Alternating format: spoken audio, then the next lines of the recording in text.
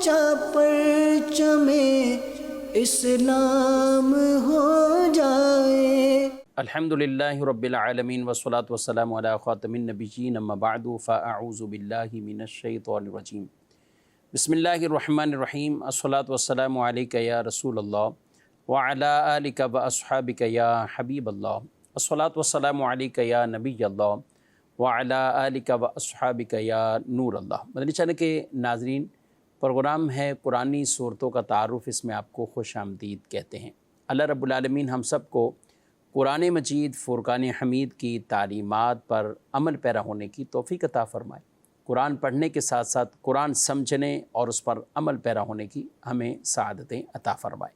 ناظرین کرام، اس پروگرام میں ہم ایک صورت مبارکہ، اس کا تعارف پس منظر وہ پیش کیا جاتا ہے، اور آج جس سورہ مبارکہ تک ہمارا یہ سلسلہ پہنچا ہے، سورۃ الغاشیہ، یہ 30ویں پارے کی سورہ مبارکہ ہے، جو سورۃ الاعلیٰ کے بعد اور سورہ فجر سے پہلے۔ سورہ غاشیہ قرآن مجید فرقان حمید کے ترتیب نزول کے اعتبار سے اس کا نمبر 68 یعنی 68 ہے، اور ترتیب تلاوت کے اعتبار سے یہ قرآن مجید کے اندر جو موجود ہے تو اس کا نمبر ہے 88۔ اس سورہ مبارکہ میں ایک رکوع ہے اور اس کی 26 آیات مبارکہ ہیں، اور یہ سورت مکہ مکرمہ میں نازل ہوئی، سورہ مکی ہے۔ سورہ مبارکہ کے ابتداء میں ہی هل اتاک حدیث الغاشیہ، تو غاشیہ کا مطلب چھا جانے والی، تو اسی لفظ کی وجہ سے اس سورت کا نام سورہ غاشیہ۔ ہمارے نبی صلی اللہ علیہ وآلہ وسلم جمعہ کی نماز میں اس سورہ مبارکہ کو تلاوت کرتے، یعنی سورہ جمعہ تلاوت فرمایا کرتے تھے، اور پھر اگلی رکعت میں سورہ غاشیہ یہ آپ تلاوت فرمایا کرتے تھے۔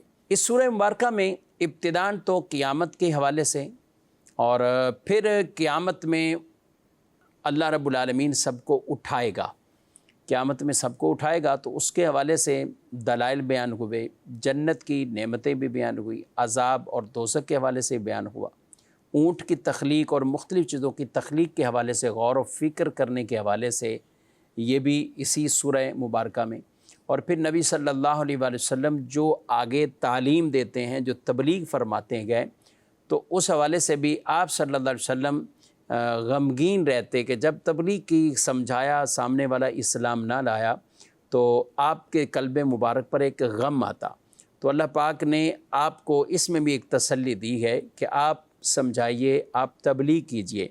اب اگر وہ ایمان نہیں لاتا یا ایمان لانے کے بعد کوئی کفر کے اندر مبتلا ہوتا ہے، تو جس نے کفر کیا اس کا پھر عذاب اللہ رب العالمین پر ہے، فَيُعَذِّبُهُ اللَّهُ الْعَذَابَ الْأَكْبَرَ، تو پھر اللہ انہیں عذاب دے گا اور بڑا عذاب دے گا۔ تو یوں آپ صلی اللہ علیہ وسلم کو یہ تسلی دی کہ آپ اس طور پر آپ رنجیدہ نہ ہوں، آپ غمگین نہ ہوں، بلکہ آپ جو اللہ کا پیغام ہے وہ لوگوں تک آپ پہنچا دیں۔ آئیے بڑھتے ہیں اس سورہ مبارکہ کے کچھ مضامین کی طرف، اور پہلی آیت میں اللہ پاک ارشاد فرماتا ہے هل اتاک حدیث الغاشیہ، بے شک تمہارے پاس چھا جانے والی مصیبت کی خبر آ چکی۔ اس سے مراد وہ قیامت ہے، یعنی قیامت کی شدتیں، اس کی ہولناکیاں، قیامت جو ہے وہ سب پر چھا جائے گی، تو اس لیے اس کو الغاشیہ کہا۔ اور یہ بھی کہا کہ جو چیز کسی چیز دوسری کا احاطہ کر لے، پورا اس کو لپیٹ لے، چھا جائے، تو اس طور پر بھی قیامت کو کہ ہر شے پر وہ طاری ہو جائے گی۔ اور یہ بھی ہے کہ عذاب جس کو پورا احاطہ کر لے، گھیر لے، اب جو کچھ ہے اس کا اللہ کے ہاں جواب بھی دینا ہے، اور پھر سزا اور انعام، یعنی ایمان والے ہیں، مومنین ہیں، ان کی مغفرت ہوگی، بخشے جائیں گے، اور جو دوسرے ہیں ان پر عذاب نازل ہوں گے، تو یہ سب کچھ بھی قیامت کے دن ہوگا۔ تو اس اعتبار سے بھی اس خبر کو مصیبت والی خبر کہا گیا۔ تو قیامت چونکہ اچانک بھی آ کر وہ سب چیزوں کو ڈھانپ لے گی، تو اس طور پر بھی اس کو غاشیہ یہ فرمایا گیا۔ آگے ارشاد فرمایا وجوہ یومئذ خاشعہ، بہت سے چہرے اس دن ذلیل و رسوا ہوں گے، یعنی جو دنیا کے اندر اللہ کے روبرو گویا کہ تکبر کرتے تھے، اکڑتے تھے، ایمان نہیں لائے، تو وہ پھر رسوائی ہوں گے۔ اور قیامت کے دن کیا ہوگا؟ کہا گیا کہ وہ قبروں سے سر کے بل چل کر محشر میں پہنچیں گے، اور منہ کالے، دونوں ہاتھ بندھے ہوئے، گلے میں توق، اور ہر دروازے سے گویا کہ دھتکارے جائیں گے۔ اس سے مراد وہ کفار ہوں گے کہ دنیا میں وہ نہ اللہ کو مانے، نہ اللہ کے نبیوں کے پیغام کو انہوں نے سنا نہ مانا، اور جو کچھ انبیاء کرام تعلیمات لے کر آئے اور انہوں نے کسی کو چیز کو مانا ہی نہیں۔ ہر نبی جو بھی اپنی قوم کے پاس، مختلف لوگوں کے پاس، مختلف اقوام کے پاس تربیت کے لیے اور تبلیغ کرنے کے لیے گئے، تو جس نے پیغام نہیں مانا تو ظاہر ہے جو کفر میں ہی رہا، تو ان کو پھر قیامت کے دن اس طرح کہ ان کے چہرے کیسے ہوں گے، ذلیل و رسوا ہوں گے، جنہیں قرآن نے بیان فرمایا۔ آگے فرمایا عاملۃ ناصبہ تصلی نارا حامیہ، کام کرنے والے، مشقتیں برداشت کرنے والے بھڑکتی آگ میں داخل ہوں گے۔ یعنی اس سے مراد بھی کفار ہے کہ آخرت میں ان پر بہت بڑی جو مشقت آ پڑے گی، ان کے اوپر جو بہت بڑی ایک مشقت ہوگی کہ وہ دنیا میں تو اللہ کو ماننے اور اللہ کی عبادت کرنے سے تکبر کرتے رہے، اب آخرت میں ان پر مشقت، اور دوزخ میں بھی وہ مشقت کے اندر ہی ڈالے جائیں گے۔ ایک اور مقام پہ اللہ تعالیٰ ارشاد فرماتا ہے خذوہ فغلوا ثم الجحیم صلوا ثم فی سلسلۃ ذرعها 70 ذراعا فاسلکوہ۔ قیامت کے دن آگے جو انہیں فرمایا جائے گا، کیا کہا جائے گا؟ اس کو پکڑو، پھر اس کو طوق پہنا دو، پھر اس کو دوزخ میں جھونک دو، پھر اس کو ایسی زنجیر میں جکڑ دو جس کی پیمائش 70 ہاتھ ہے۔ تو یہ زنجیروں میں ان کا جکڑا جانا اور یوں ان کا چلنا، تو یہ مشقت، اور یہ مشقت اس وجہ سے ہی اسے کہا گیا، اور یہ ذلت اور رسوائی اس وجہ سے کہ یہ اللہ پر ایمان ہی نہیں لائے، انہوں نے اللہ کو تسلیم ہی نہیں کیا، ایمان ہی نہیں لائے۔ اس سے مراد یہ تو سیدھے سیدھے جو مشرک تھے، کفار تھے، یا وہ اہل کتاب بھی، یہود و نصارہ بھی، کہ جب رسول اللہ صلی اللہ علیہ وسلم دنیا میں مبعوث ہو گئے، بھلے وہ کہتے ہیں کہ ہم اللہ کو مانتے ہیں، لیکن چونکہ حضور دنیا میں آ گئے، اب حضور علیہ السلام کی شریعت اور آپ کو ماننا یہ بھی فرض عین تھا ان پر کہ یہ نبی پاک علیہ السلام کو وہ مانتے، لیکن انہوں نے حضور علیہ السلام کو نہ مانا۔ یاد رکھیں کہ اللہ کے کسی ایک نبی کا بھی انکار کر دینا یہ کفر، اور ایک نبی کو بھی نہ ماننا تو یہ کفر ہے، اور انسان دائرہ اسلام سے خارج ہو جائے گا۔ ہم اللہ کے آخری نبی صلی اللہ علیہ وسلم کو مانتے ہیں، ایمان رکھتے ہیں، اور جتنے بھی حضور اسلام سے پہلے دنیا میں انبیاء آ چکے، سب پر ہمارا ایمان، سب پر ہمارا ایمان ہے۔ والذین یؤمنون بما انزل الیک وما انزل من قبلک، جو ایمان رکھتے ہیں جو کچھ نازل ہوا آپ کی طرف اور جو آپ سے پہلے، وبالآخرۃ ہم یوقنون، اور وہ آخرت پر یقین رکھتے ہیں، آخرت پر ایمان ہے، یقین ہے۔ تو یہ ایمان والوں کی جو صفات، متقین کی جو صفات کو بیان فرمایا گیا ہے۔ تو جو کچھ حضور صلی اللہ علیہ وسلم سے پہلے نازل ہوا تو حضور ان سب کی تصدیق کرنے والے، سب آسمانی کتب ہوں یا صحائف ہوں، حضور اسلام ان کی تصدیق فرمانے والے ہیں۔ آگے فرمایا تسقى من عین آنیہ لیس لهم طعام الا من ضریع لا یسمن ولا یغنی من جوع، انہیں شدید گرم چشمے سے پلایا جائے گا، ان کے لیے کانٹے دار گھاس کے سوا کوئی کھانا نہیں ہوگا، جو نہ موٹا کرے اور نہ بھوک سے نجات دے۔ یعنی وہ کھانا بھی ان کے لیے ایک تکلیف دہی معاملہ ہے۔ یعنی جہنمیوں کو جب پیاس لگے گی تو گرم چشموں سے ایسا پانی ان کو کہ وہ جو ان کا اندر ہی سب کچھ ہے اس کو جلا کر رکھ دے گا۔ کانٹوں کی خوراک ایسی دی جائے گی جو ان کے پیٹ میں بھی آگ لگا دے۔ تو یہ کفار اور دوستیوں کا بیان ہوا۔ آگے اللہ پاک نے جنتیوں کے حوالے سے بھی بشارتیں عطا فرمائی، ایمان والوں کے لیے بشارتیں آپ سنیے ذرا۔ وجوہ یومئذ ناعمہ، بہت سے چہرے اس دن چین سے ہوں گے، بہت سے چہرے چین سے ہوں گے۔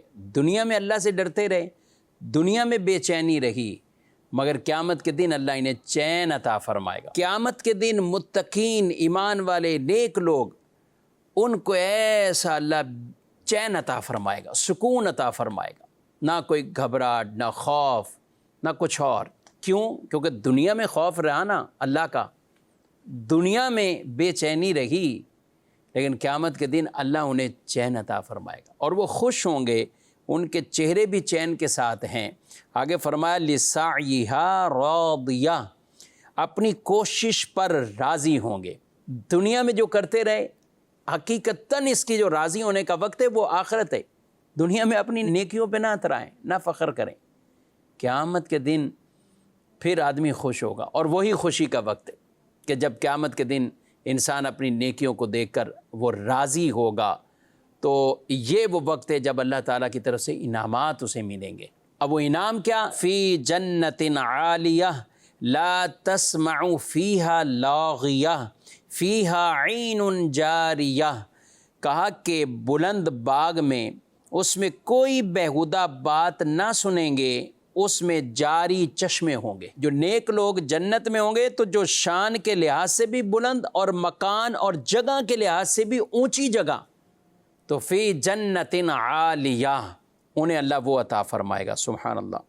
اور جنت کے اندر کتنا سکون انہیں ہوگا، چین ہوگا۔ جنت میں کوئی کسی کی کوئی ناجائز بات وہ نہیں سنیں گے، جھوٹ، غیبت، تہمت، تکلیف دینے والی کوئی چیز، یہ کچھ نہ سنیں گے۔ لعن طعن یہ کچھ بھی نہیں جنت میں ہوگا۔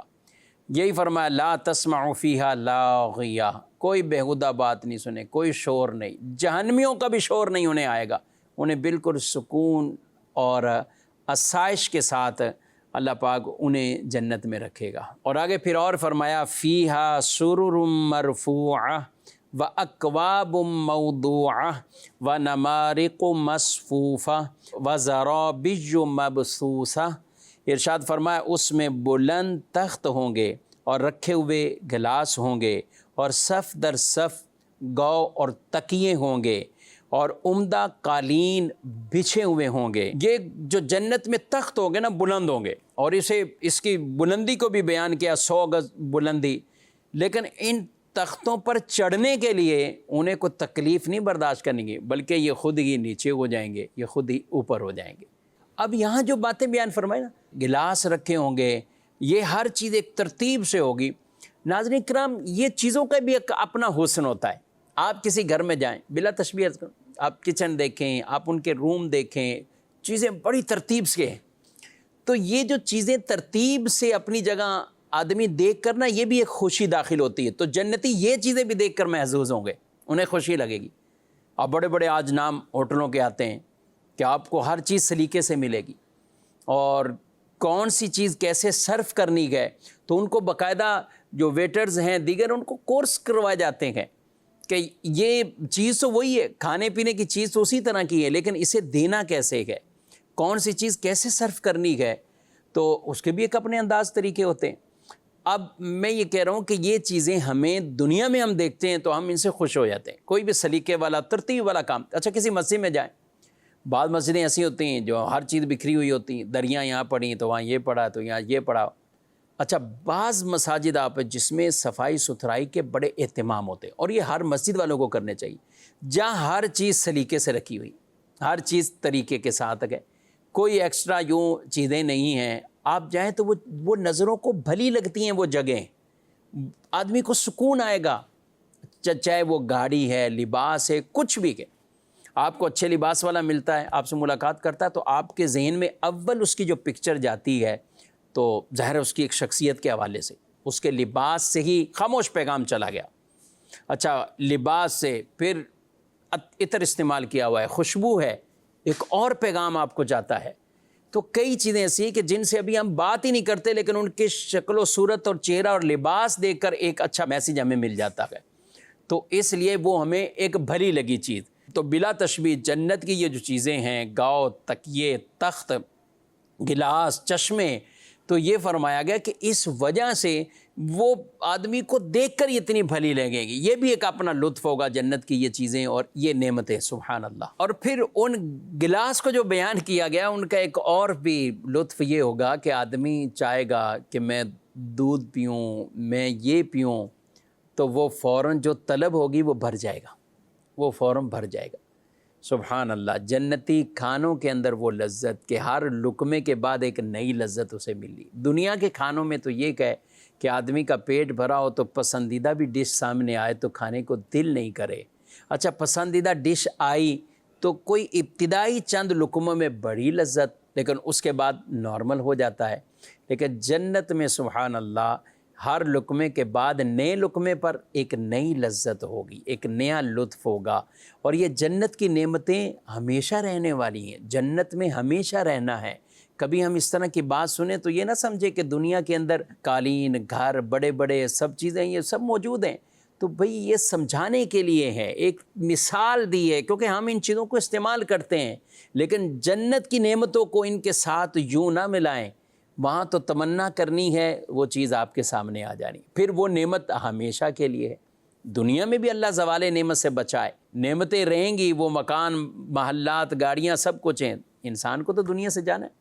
تو وہ جو جنت ہے خالدین فیہا، پھر وہ ہمیشہ کے لیے گھر ہے، اس میں پھر ہمیشہ کو رہنا ہے۔ اس تصور کے ساتھ جنت کی نعمتوں کو یاد بھی کیا کریں، اور جنت کی طرف لے جانے والے جو کام ہیں وہ کام بھی کیا کریں۔ تو یہ اللہ پاک نے پہلے دوزخ کے حوالے سے بیان کیا، پھر جنت کے حوالے سے، اس کے بعد رب تعالیٰ نے اپنی قدرت کے عجائب کو بھی بیان کیا اور فرمایا افلا ینظرون الی الابل کیف خلقت، تو کیا وہ اونٹ کو نہیں دیکھتے کہ کیسا بنایا گیا ہے؟ وَإِلَى السَّمَاءِ كَيْفَ رُفِعَتْ وَإِلَى الْجِبَالِ كَيْفَ نُصِبَتْ، اور آسمان کو کیسا اونچا کیا گیا اور پہاڑوں کو کیسا قائم کیا گیا، وَإِلَى الْأَرْضِ كَيْفَ سُطِحَتْ، اور زمین کو کیسا بچھایا گیا۔ غور کیجئے گا، عرب کا کلچر آپ دیکھیں گے، یعنی اس سے پہلے جو قرآن نازل ہوا تو عام سواری اونٹ کو لوگ پالتے بھی تھے، تجارت بھی کرتے تھے، یا اونٹنیوں کے دودھ استعمال، ان سے آگے نسل چلتی تھی۔ اچھا، عام سواری وہ اونٹ، یہ ریت کا جہازی کہلاتا ہے۔ اچھا، اب یہ اونٹ، اب کہا کہ جب سفر آدمی کرتا ہے، اچھا جا رہا ہے سفر میں، تو وہ کن چیزوں پہ غور فکر کرتا ہے؟ جس سواری پر ہے اس پر ہی غور کریں، اسے اللہ کی قدرت کی نشانیاں نظر آ جائیں گی۔ یہ کتنا طاقتور اونٹ ہے، لیکن ہمارے قبضے میں دیا ہوا ہے۔ کیسی اس کی تخلیق ہے کہ پیدا ہوتا ہے، اور پھر اس کی تخلیق، اور پھر اس کے اندر کتنی وسعت اللہ نے، طاقت کتنی رکھی ہے، تو وہ سواری پر غور کریں۔ اچھا، بیابان میدانوں میں چل رہا ہے تو اب آسمان کو بھی دیکھیں، اللہ کی قدرت پہ غور کریں، بغیر کسی ستون پلر کے رب نے یہ آسمان کھڑے کیے ہیں۔ پہاڑوں کو دیکھیں، پہاڑوں کے حوالے سے غور کریں کہ یہ وہ پہاڑ ہیں جن کے اندر کئی طرح کے خزانے بھی ہیں، اور پھر ان پہاڑوں کو زمین کے اندر ایسا گاڑا گیا ہے اور پیوست کیا گیا ہے کہ زمین پھٹنے سے وہ محفوظ رہے۔ اچھا، یہ پہاڑ ہیں، پھر زمین ہی ہے جس زمین پر چل رہے ہیں، تو دیکھو وسیع کتنی زمین آگے پیچھے، جس کو اللہ پاک نے پانی پر رکھا ہوا ہے۔ ہاں، زمین کے نیچے آگے پانی ہے، بورنگ کرتے ہیں تو پانی نکلتا ہے، تو یہ زمین کس پہ؟ پانی پر ہے۔ اللہ پاک کی قدرت ہے، کیسے رب نے ان کو بنایا، سبحان اللہ۔ تو یہ ان چیزوں میں غور کریں، تو اس لیے چاروں چیزوں کا ایک مسافر کی حیثیت سے آپ بھی غور کریں، تو یہ چیزیں پیش ہیں اور آدمی ان پر غور کرتا جائے تو رب کی قدرت کے نظارے اسے نظر آئیں گے۔ افلا ینظرون الی الابل کیف خلقت، کہ وہ نئی اونٹ کو دیکھتے کیسے پیدا کیا گیا، کیسے بنایا گیا۔ وَإِلَى السَّمَاءِ كَيْفَ رُفِعَتْ، آسمان کو نہیں دیکھتے کیسے بلند کیا گیا۔ وَإِلَى الْجِبَالِ كَيْفَ نُصِبَتْ وَإِلَى الْأَرْضِ كَيْفَ سُطِحَتْ، اور پہاڑوں کو نہیں دیکھتے کیسے پیوست کیے گئے ہیں، اور زمین کیسے بچھائی گئی ہے۔ یہ اللہ کی قدرت کی نشانیاں ہیں، ہمیں بھی اس میں غور و فکر کر کے اپنے ایمان کو مزید تقویت وہ دینی ہے کہ رب تعالیٰ قادر مطلق ہے۔ جس رب نے یہ سب چیزوں کو بنایا ہے، وہ رب تبارک و تعالیٰ مرنے کے بعد بھی ہمیں اٹھانے پر قادر ہے، اور وہ اٹھائے گا اور قیامت قائم ہوگی۔ اس طرح کے جو دلائل ہم تناظر دیکھتے ہیں تو اس سے مراد یعنی لوگ اللہ پر یہ یقین رکھیں، ایمان رکھیں کہ مرنے کے بعد ہمیں اٹھایا جائے گا۔